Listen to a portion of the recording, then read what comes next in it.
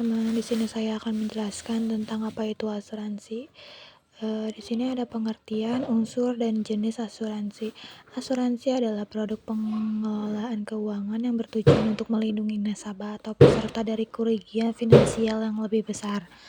Perjanjian di dalam asuransi melibatkan dua pihak, yaitu perusahaan asuransi sebagai penanggung dan nasabah sebagai tertanggung.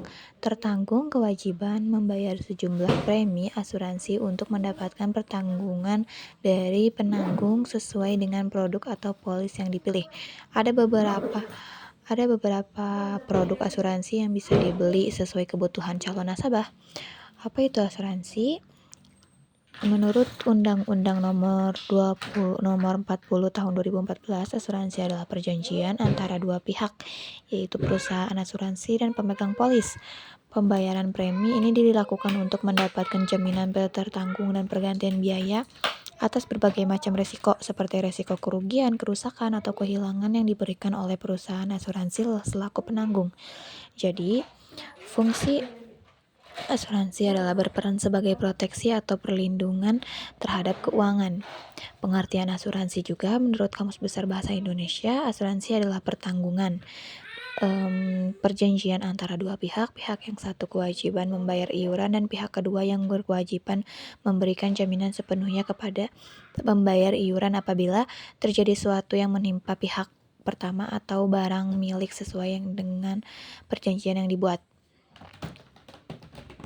Di sini juga ada jenis-jenis asuransi yang ada di Indonesia, yaitu 1. Asuransi berkendaraan bermotor, asuransi jiwa, asuransi kecelakaan diri, asuransi unit link, asuransi kesehatan, asuransi pendidikan, asuransi korporasi, asuransi perjalanan, asuransi sosial, asuransi hari tua, asuransi rumah, asuransi wajib, dan yang terakhir itu ada reasuransi.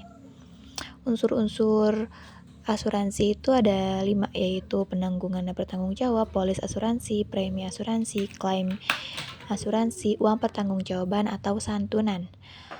Di sini juga ada fungsi asuransi. Asuransi jiwa. Fungsi asuransi ini adalah memberikan santunan kepada ahli waris atau keluarga yang ditinggalkan oleh bertanggung jawab akibat kematian atau risiko lainnya.